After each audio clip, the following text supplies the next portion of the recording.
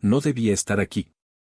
El cielo sobre Ohio tenía ese tono plomizo y desolador.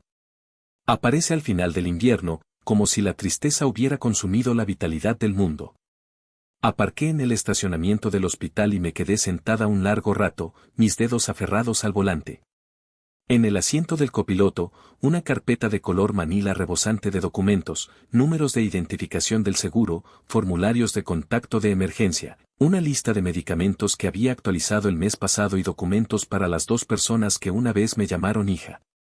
Las puertas automáticas se abrieron con un siseo mecánico, dejando entrar una ráfaga de aire frío y el olor penetrante y antiséptico del desinfectante.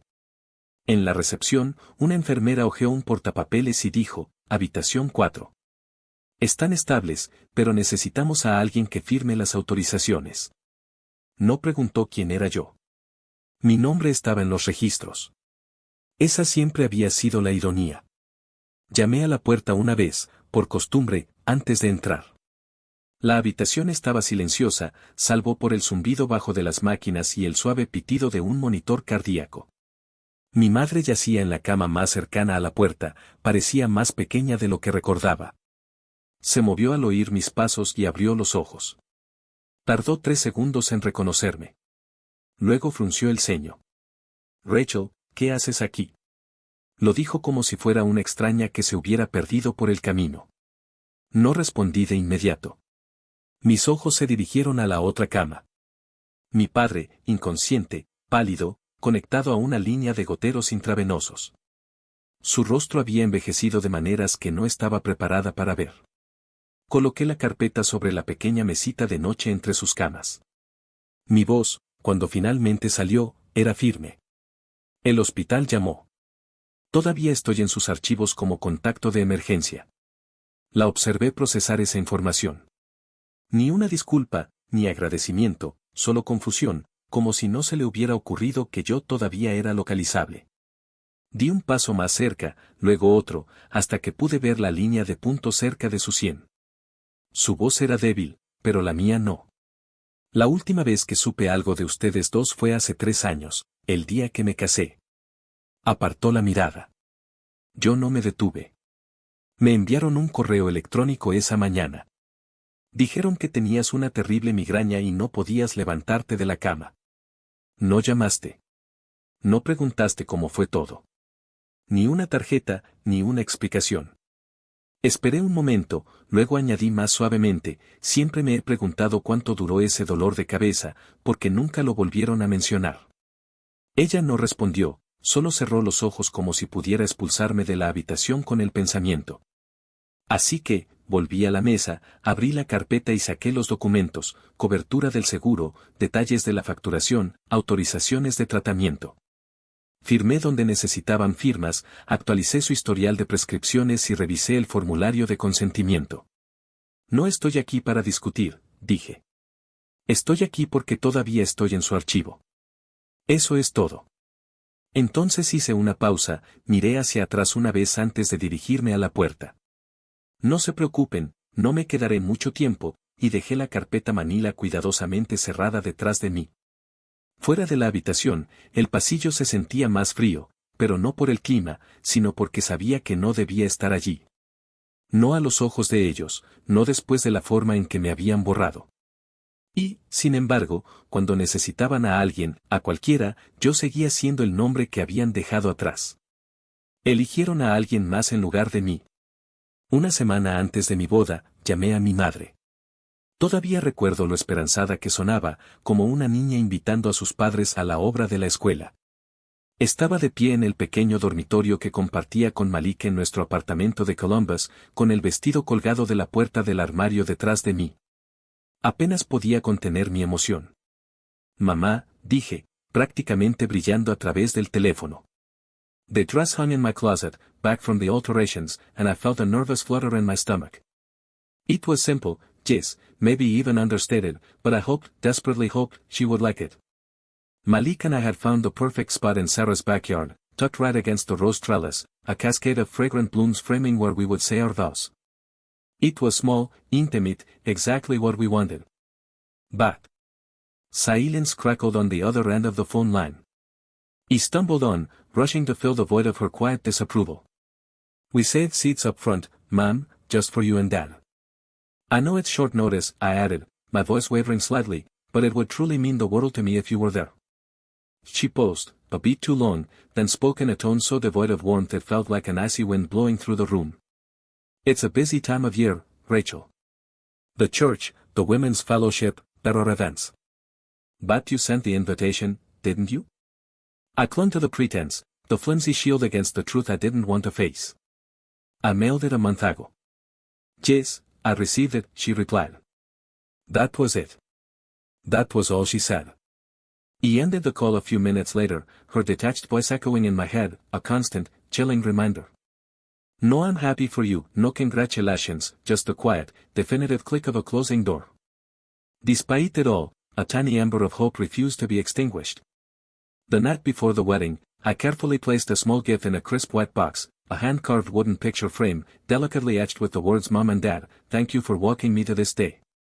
He had envisioned handing it to them after the ceremony, a gesture of love and gratitude. That box never left my apartment. It still sits there, on the shelf in the corner, gathering dust, a testament to a hope that withered. The wedding day unfolded in its own quiet beauty. Malik looked at me with such love and adoration, as if I were made of pure light, and my friends cried happy tears. We danced under the twinkling string lights, ate a homemade cake that leaned precariously to the left, a symbol of our imperfect, beautiful beginning. But the front row remained empty.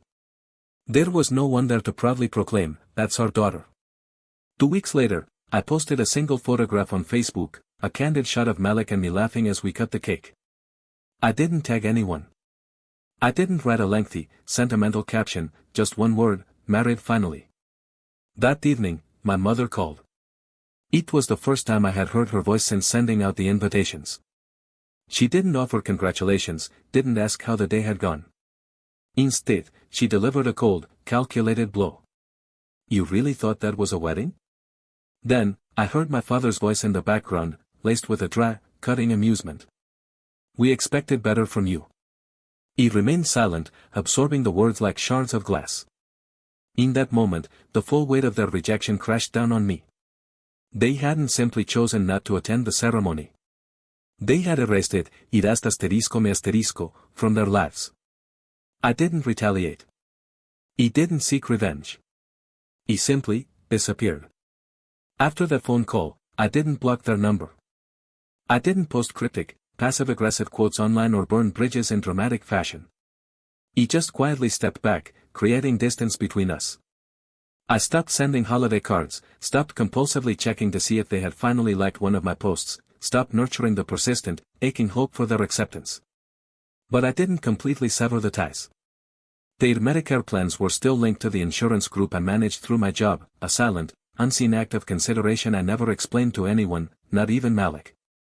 When the pharmacy called about a refill for my father's blood pressure medication, I handled it like any other case, efficiently, professionally, distantly. Malik sensed the underlying tension one night as I was answering emails after dinner. He leaned against the kitchen counter, drying a mug. "You're still managing their records?" I didn't look up, my gaze fixed on the screen. "If I remove myself, their copay will reset. They'd lose access to the low-income subsidies." He set the mug down and walked over, resting his hands gently on my shoulders. "You don't owe them that, Rachel." I finally met his eyes, seeing the deep well of love and concern reflected back at me. "I made a promise to my grandmother before she passed. She said, no matter what happens, blood stays blood, even when it's thin." He didn't argue. He just nodded, kissed my forehead, and went to lock up for the night. He understood. He always did. And sometimes, that was enough. Más tarde, en la cama, miraba fijamente al techo mientras el perro del vecino ladraba a lo lejos. Lo que sentía no era exactamente amor, ya no. Era algo más cercano al deber, al recuerdo, o a un estado intermedio. Porque incluso cuando tus padres no se presentan a tu boda, ni siquiera te llaman hija ya, algo en ti todavía recuerda cuando te preparaban el almuerzo, o la forma en que mi madre tarareaba himnos mientras doblaba la ropa los domingos. No lo olvidas, simplemente vives al lado de eso. Así que, mantenía las luces encendidas entre bastidores, pagaba discretamente cuando aparecían vacíos en su cobertura médica, Actualizaba las direcciones cuando los sistemas hospitalarios intentaban enviar facturas al lugar equivocado. Nunca firmé con mi nombre. Nunca pedí las gracias. No era perdón. No era debilidad. Era supervivencia mezclada con algo más suave. Un año pasó así, y otro también.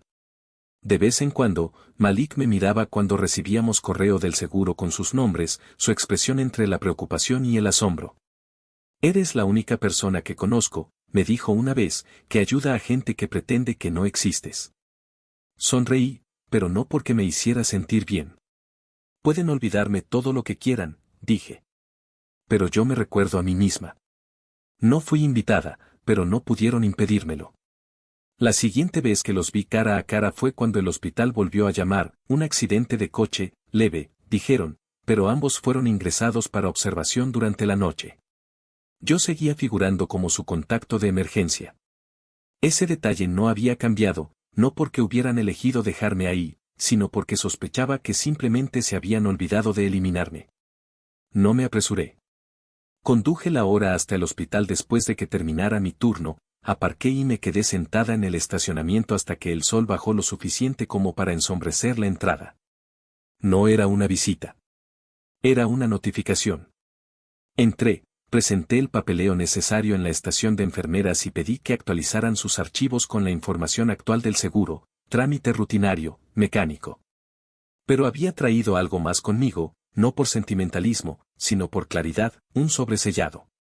Dentro había una copia de mi licencia de matrimonio, la que había guardado en el fondo del cajón de mi escritorio durante 3 años, firmada por el juez de paz, fechada y sellada ante testigos, con un espacio en blanco bajo familia presente. Ninguno registrado. Incluye una breve nota administrativa para el archivo. El contacto de emergencia de los pacientes está legalmente casado. Familia no presente en el momento de la ceremonia. Se lo entregué a la recepcionista. Ella miró la etiqueta y asintió. Añadiré esto a su perfil, dijo. ¿Algo más que le gustaría que incluyéramos? Negué con la cabeza. No, eso es todo lo que necesitan. La enfermera de guardia me acompañó por el pasillo hasta la habitación. Mis padres estaban despiertos esta vez, sentados y alertas. La iluminación era suave, como la que solían usar para que las malas noticias fueran más fáciles de asimilar. El rostro de mi madre palideció en el momento en que me vio. Mi padre parpadeó una vez, inseguro de si yo era real o parte de una niebla posterior al accidente. Yo no me senté. No los toqué. Miré directamente a mi madre, con las manos entrelazadas sobre su regazo. El seguro está gestionado. Les darán el alta mañana. Mi padre se aclaró la garganta. Rachel, no esperábamos. Lo sé, dije. No me invitaron. Silencio. No estoy aquí para hablar. No estoy aquí para pelear. Solo estoy aquí para terminar lo que se espera de mí. Di un paso atrás hacia la puerta, deteniéndome solo una vez. Pero, por lo que valga, traje documentación para que la próxima vez que alguien pregunte quién apareció, la respuesta sea sencilla. La mandíbula de mi madre se tensó. Mi padre miró hacia otro lado, y yo me fui. No necesitaba ganar. Necesitaba que supieran. Ahora, acostada en la cama, con el ladrido lejano de un perro como banda sonora de mis pensamientos, me enfrento a un sentimiento difícil de definir. Amor ya no es la palabra. Es algo más parecido a una obligación, una sombra persistente del pasado, o quizás una mezcla extraña de ambas. Y es que, aunque mis padres hayan elegido ignorarme, aunque hayan borrado la palabra hija de su vocabulario, mi memoria se aferra a los gestos de antaño, a esos almuerzos preparados con esmero, a las melodías religiosas que mi madre tarareaba mientras doblaba la ropa los domingos. No se olvidan esas cosas, simplemente aprendes a vivir con su eco. Por eso, en silencio, he seguido actuando entre bastidores, como una especie de ángel guardián anónimo. He cubierto los huecos en sus seguros médicos, he corregido sus direcciones cuando los hospitales se equivocaban al enviarles las facturas. Siempre, actuando en la sombra, sin firmar, sin esperar un gracias. No lo hago por perdonarlos, ni por debilidad. Es más bien una forma de supervivencia, revestida de algo más tierno, más suave. Un año ha pasado así, y luego otro. A veces, Malik me miraba de reojo al ver esos sobres del seguro con sus nombres. En su rostro se mezclaba la preocupación con una especie de asombro. Eres la única persona que conozco, me dijo una vez, capaz de ayudar a gente que te ignora como si no existieras. Le sonreí, pero no fue una sonrisa genuina, llena de alegría. Era más bien una mueca resignada. Que me olviden si quieren, le respondí. Pero yo no me voy a olvidar de mí misma. No me invitaron a su vida, pero no pueden evitar que haga esto. La siguiente vez que crucé sus miradas fue en el hospital. Una llamada urgente, un accidente de coche, sin gravedad, dijeron, pero ambos debían permanecer ingresados durante la noche en observación. Seguía apareciendo como contacto de emergencia. Un detalle que no habían cambiado, seguramente no por elección, sino por puro olvido. No corrí al hospital. Esperé a que terminara mi turno, conduje durante 1 hora y me quedé sentada en el aparcamiento, viendo cómo el sol se escondía tras el edificio, proyectando largas sombras sobre la entrada. No iba a hacer una visita. Iba a entregar una notificación. Entré al hospital, rellené los formularios necesarios y solicité una actualización de sus datos con la información de su seguro actual. Un mero trámite, algo rutinario. Pero llevaba conmigo algo más, algo que no tenía nada de sentimental, sino una necesidad de claridad, un sobresellado. Dentro estaba la copia de mi licencia de matrimonio, ese documento que llevaba 3 años guardado en el fondo de un cajón, firmado por el juez, con la fecha y el sello correspondientes, y un espacio en blanco debajo de la frase familia presente. Nadie. Ningún familiar. Además, adjunté una nota administrativa para que constara en sus expedientes, el contacto de emergencia de los pacientes está legalmente casado. No hubo familiares presentes en el momento de la ceremonia. Le entregué el sobre a la recepcionista. Ella lo hojeó y asintió con la cabeza.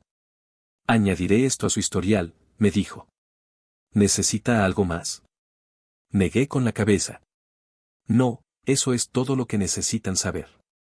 La enfermera de guardia me acompañó por el pasillo hasta su habitación. Mis padres estaban despiertos, sentados en sus camas, con los ojos alertas.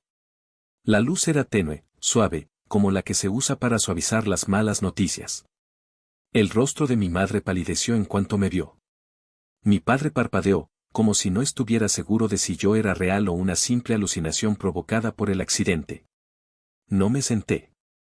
No los toqué. Miré directamente a mi madre, que tenía las manos entrelazadas sobre su regazo. El seguro ya está tramitado. Les darán el alta mañana. Mi padre se aclaró la garganta. Rachel, no esperábamos. Lo sé, le interrumpí. No me invitaron. Un silencio incómodo se instaló en la habitación.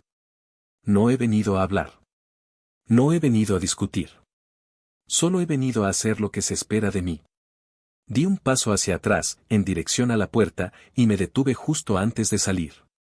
Pero para que conste, he traído un documento para que la próxima vez que alguien pregunte quién apareció, la respuesta sea simple. La mandíbula de mi madre se tensó. Mi padre apartó la mirada, y yo me marché. No necesitaba ganar ninguna batalla. Necesitaba que supieran que, aunque me hubieran excluido de su vida, yo había elegido estar presente. Necesitaba que dejaran de fingir, eso era todo. 2 semanas después de que entregué la documentación actualizada, las llamadas comenzaron. Al principio, era la oficina de facturación del hospital, luego la trabajadora social del condado. Finalmente, alguien de la línea de apelaciones de Medicare llamó a mi oficina. Hemos recibido una notificación de que el contacto de atención primaria ha sido eliminado de ambos expedientes de los pacientes. ¿Puede verificar esto, señorita Carter? Sí, dije. Ya no soy responsable. Pude notar la vacilación en su voz. Los pacientes parecían sorprendidos. Yo no, contesté, y colgué. Esa misma noche, mi teléfono volvió a vibrar. Margaret Carter, móvil. Lo dejé sonar 1 vez, 2 veces, y luego contesté. Apenas pude pronunciar la palabra hola, antes de que su voz atravesara el altavoz como un látigo. Ingrata. ¿Estás intentando destruirnos? ¿Es eso lo que quieres? Después de todo lo que hemos hecho por ti. Su voz era chillona, irreconocible y, sin embargo, perfectamente familiar. Te dimos un techo, comida, ropa, una educación cristiana, y así es como nos lo agradeces. Al fondo, escuché la voz de mi padre, baja, desesperada. Rachel, por favor, piensa en lo que estás haciendo. Nos estás empujando al abismo. Ya no somos jóvenes. Respiré hondo, sintiendo el aire frío y constante. Lo pensé durante 3 años, luego hice clic en finalizar llamada. Al día siguiente, recibí una carta por correo. Sin remitente, pero reconocí la letra, la de mi padre, temblorosa, desigual, el tipo de escritura que solía aparecer en las tarjetas de cumpleaños cuando era niña. La abrí lentamente, con un nudo en el estómago. Dentro, una sola página, arrugada por la mitad. Rachel, no sé si leerás esto, pero espero que lo hagas. Tu madre está enfadada, sí, pero está asustada. Yo también lo estoy. Siempre fuiste la sensata, la fuerte. Sé que no fuimos lo que necesitabas, y sé que deberíamos haber estado ahí para tu boda. Eso estuvo mal. No pondré excusas, pero ahora somos viejos. No tenemos mucho. Los cambios en el seguro, las revisiones fiscales, es demasiado. Por favor, no nos abandones por completo, incluso si nunca lo hacemos bien. No dejes que desaparezcamos así. Papá. Doblé la carta cuidadosamente y la coloqué en un cajón marcado como guardar, pero no cerca. Después, abrí mi bandeja de entrada y redacté un correo electrónico, sin saludo, sin despedida, solo un archivo adjunto, una grabación de voz que había guardado hace años, una de tantas. El asunto decía, para sus registros, RC. En la grabación, mi voz es tranquila, serena. Todavía recuerdo el día que gané el primer premio en el concurso de arte. Tenía 8 años. Corrí a casa con la cinta en la mano y el dibujo arrugado en mi mochila. Quería mostrárselo a los dos, pero cuando entré, estaban en medio de una pelea. Papá, tiraste el papel de mi mano. Mamá, me dijiste que me fuera a mi habitación. Esa fue la primera vez que aprendí lo que significaba ser invisible. El audio termina ahí. Sin outro, sin firma, solo silencio, y luego presioné enviar. No estaba esperando una disculpa. Solo necesitaba que recordaran que existía, que yo también sentía, que yo también importaba. No comprobé si habían respondido al correo electrónico. No refresqué la bandeja de entrada ni mantuve mi teléfono a mi lado. Había dicho todo lo que necesitaba decir sin decirlo directamente a sus caras, y ese silencio era más honesto que cualquier cosa que me hubieran dado jamás. Esa noche, me senté en el borde de la cama, mi cuerpo pesado pero quieto, sintiendo la extraña paz que produce el haber soltado un peso que llevaba arrastrando demasiado tiempo. Llegué a casa abatida, y Malik, que venía por el pasillo, se detuvo en la puerta al ver mi cara. No preguntó qué había pasado. No intentó consolarme con palabras. Simplemente cruzó la habitación, se sentó a mi lado y me abrazó con fuerza, sin consejos, sin preguntas, solo su calor, su presencia. Y en esa quietud, por fin me permití exhalar todo el aire que contenía. No quería que me pidieran perdón, murmuré, casi en un susurro. Solo quería que dejaran de fingir que nunca estuve ahí. Malika sintió, apoyando suavemente su barbilla en mi cabello. Ahora lo saben, dijo. A la mañana siguiente, abrí el archivador que tengo en una esquina de mi oficina, un cajón delgado etiquetado como familia, médico, legal. Dentro había documentos que había guardado por obligación, no por un vínculo afectivo, formularios de contacto de emergencia, calendarios de medicamentos, copias de autorizaciones hospitalarias, antiguos extractos de seguros con mi firma al final, todo eso. Saqué la carpeta que decía Padre Carter. Revisé cada página con detenimiento. Destruí lo que pude, y transferí el resto al sistema del hospital con una nota simple, ya no autorizada. Luego cerré el cajón. No lo golpeé. No lloré. Simplemente lo cerré, con un alivio que se sentía casi palpable. Una semana después, Malik y yo pasamos frente al marco polvoriento que estaba en una estantería del pasillo, ese que una vez pensé en regalarles a mis padres el día de mi boda. Había permanecido intacto durante años. Mamá y papá. Gracias por acompañarme hasta este día. Nunca me habían acompañado a ningún lado. Malik lo tomó, lo examinó durante un largo momento. ¿Qué quieres hacer con esto? Se lo quité, pasé mi pulgar sobre las letras grabadas y luego lo dejé suavemente en la caja de donaciones que estaba junto a la puerta. Que lo use otra persona, dije. Alguien que todavía lo crea. Más tarde esa noche, mientras preparaba la cena, mi teléfono vibró. Número bloqueado. Lo dejé sonar, luego sonar de nuevo, hasta que se detuvo. Ningún mensaje de voz, solo ese silencio que se siente como el acto final de algo que llevaba mucho tiempo terminado. Después, Malik y yo nos sentamos a cenar. La mesa no era lujosa. Las sillas no combinaban, pero la habitación estaba llena de paz. Él tomó mi mano. ¿Y ahora qué?, preguntó. Sonreí, no de alegría, sino de puro alivio. Ahora vivo, dije con convicción, sin la necesidad de pedirle permiso a nadie. Afuera, el cielo se había suavizado hasta convertirse en un gris cálido, tranquilo, pero no vacío, un cielo que no le debía luz a nadie. No comparto esta historia para que me tengan lástima. La comparto porque algunos de ustedes, quizás demasiados de ustedes, saben lo que se siente ser borrado por las personas que te criaron, llevar un amor que nunca fue correspondido y dejarlo ir sin siquiera escuchar las palabras que merecías. No estoy aquí para decir que sané por completo. Estoy aquí para decir que me recordé a mí misma, y eso fue suficiente. Si esta historia te recordó algo que nunca has dicho en voz alta, cuéntanoslo, o simplemente déjalo reposar contigo. Y si todavía estás mirando, gracias. Me viste. Quizás te viste a ti mismo.